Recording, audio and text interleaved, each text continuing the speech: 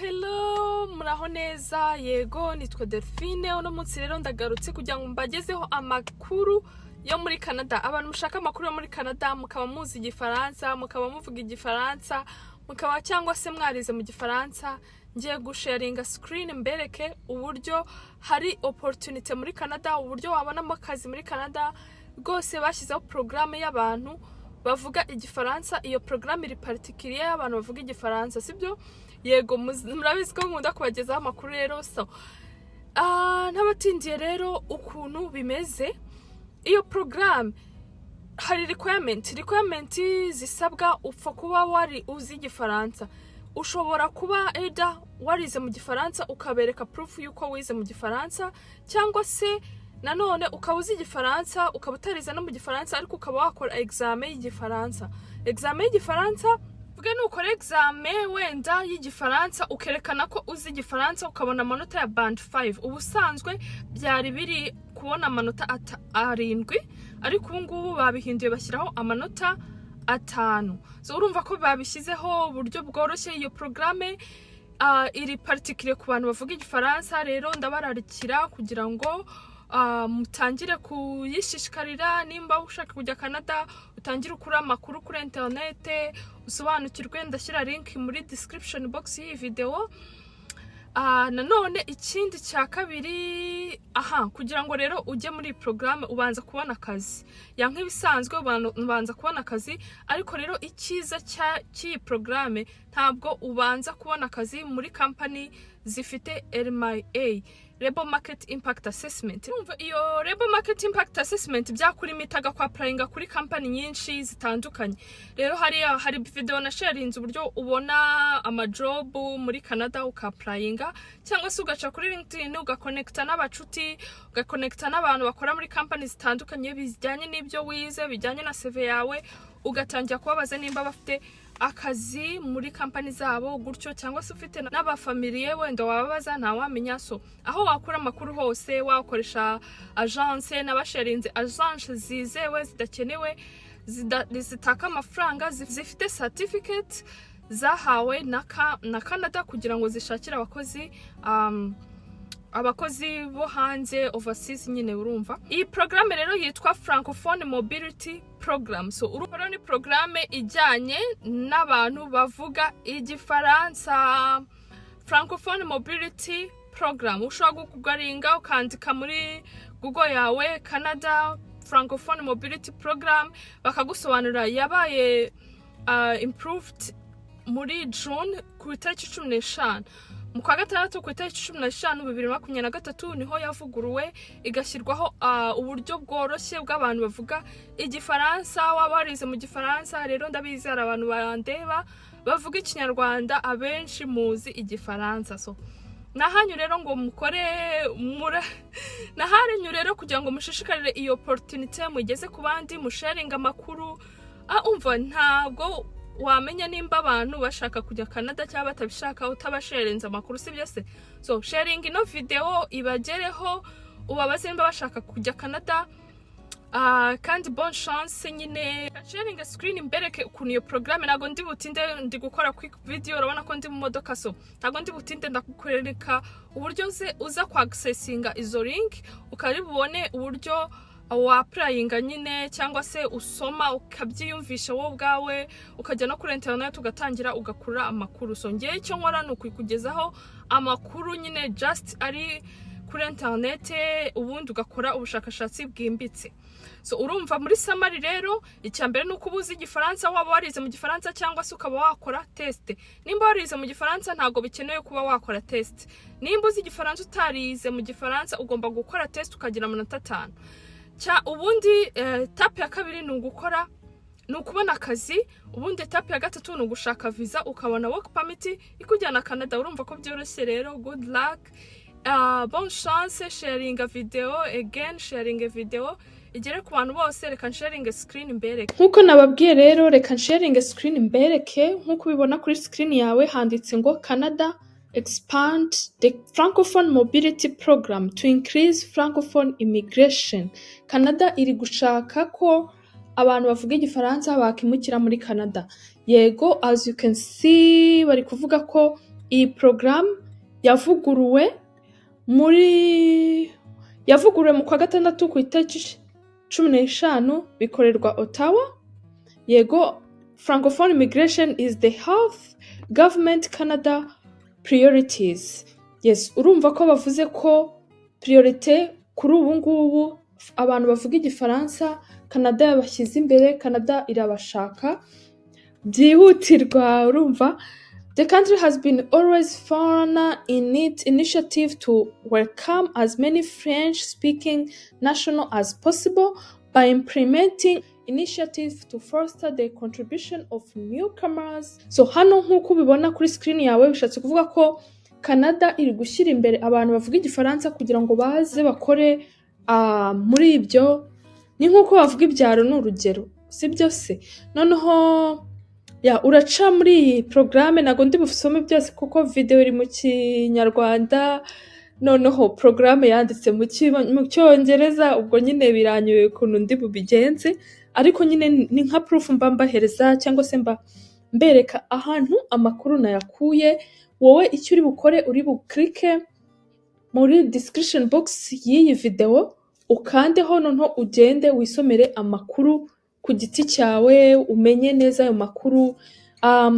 N'abakonsi ya kwa applying akazi nko muri New Brunswick, Quebec, ahantu urumva bavuga igifaransa, wabigerageza ukareba nimba wabona akazi aho ngaho. Yego, so uri kubona barashaka abantu bavuga igifaransa cyane. So icyo mbashishikariza rero ni ugutangira application. Nimba warize mu gifaransa urumva biroroshye, ntabwo uri buze gukora exam. Yes, this measure initiative reserves for high-skilled French-speaking temporary foreigner worker now open door to more French-speaking immigrants by offering them the opportunity to gain Canadian work experience and potentially quality for permanent residents. So barashaka abantu bavuga igifaransa. Noneho hano rero French language proficient criteria are also updated for foreigner national applying for work permit and a Francophone mobility program. Rero n'abantu bavuga igifaransa, uburyo bameziraga, uburyo barebaga uburyo uzi mu gifaransa nabyo byavuguruwe. Urumva, temporary foreigner national must have moderated language proficient of French or for oral comprehension and oral expression. This equivalent to level 5 nkuko nabibabwiye of the language requirement. The new language requirement means the French language need all these occupation and will expand the pool of eligibility French-speaking foreigner nation. In addition, applicants must now provide proof that they meet this language requirement. The document evidence may be, but is not limited. Okay, the French evaluation test, competence test, diploma or degree from the French college and university, document confirming studies at French language institution. Iki ngiki rero nicyo nabararikira cyane, ko ndabizi abantu benshi muri kumva gukora ibizamini biragoye, ariko nimba rwose wumva ushaka kujoininga iyi program ukaba warize mu gifaransa, urabona ko biragaragara rwose. Niyo nakora zoom biragaragara ko bavuze ko ufite diplome yawe, urumva, cyangwa degree from French college or university, warize mu gifaransa, cyangwa se document confirma ko amashuri yawe waba yarize mu gifaransa, rwose waba uri eligible kuri iyi program. Yego, urumva ko rero byoroshye, ntago byari ngombwa ko ujya mu gukora ibizamini nimba ufite rwose izo documents ziberekana ko waba warize mu gifaransa. Numva ari cyo nashaka kubereka, icyo cyari ingenzi cyane. So urebye izi programme zo muri Canada ni nyinshi, zose ziba zitwereka ko Canada ishaka abantu. Rero ikibazo biba ari amakuru. Nimba umenya amakuru bishyire mu bikorwa nimba ushaka kujya Canada. Yego, to French community outside Quebec, urakanda hano urebe community nyinshi zitandukanye, uragenda usoma amakuru uvuga uti okay, noneho welcome francophone community initiative, hano hari community uri kubona amazina yizi community zivuga francophone community in Canada, uri buze kureba amakuru, uri kubona harimo New Brunswick, harimo Ontario, Northern of Ontario, Manitoba, yes, Saskatchewan, nayo urabona harimo community ivuga igifaransa, harimo Alberta, nayo harimo Calgary, abantu bavuga igifaransa, White House, York, nabo hari abantu bavuga igifaransa. Izi community zose ugenda uzireba, hano tubonye 14, nusubira inyuma urakanda hano naho urebe nimba hari community zindi batanze who can get this service. No, ntabwo ari ibingi nashakaga kugira ngo nerekane. Nusubira inyuma ndumva ari izi ngizi mu by'ukuri. Ni nahanga ushobora gukanda ukasoma neza ukasobanukirwa mu by'ukuri. Okay, rero nuza gukanda who can apply, find your national occupation classification, nahangaha ni ingenzi, uri kande hano uri burebe harimo management occupation, harimo ibi byose muri management occupation. Ushobora kuba ukora muri finance management, related management, marketing, hari abakora muri finance, software engineers, computer network and web technician, urumva hari abakora bakers, assistant, dental assistant, harimo occupation nyinshi, nicyo nababwira, harimo occupation nyinshi zose zikeneye abakozi. Uri kubona harimo financial manager, human resource, purchasing manager, baking, telecommunication engineering manager, harimo ibintu byinshi rwose. Uze gufata ino link uyicareho uyisome uyisobanukirwe. Ikindi nababwira, nugira ikibazo wambaza kuri ino video, wandike commentaire rwose, nta kibazo, umbaze ikibazo cyose ushaka. Ndi open, Instagram yanjye ushobora kuyisangaho cyangwa se Facebook, ukambaza ikibazo wumva ushaka. Nanjye ndi hano ku bwanyu. Murakoze cyane, ndizera mubonye link, ndizera mubonye aho muri bukure amakuru.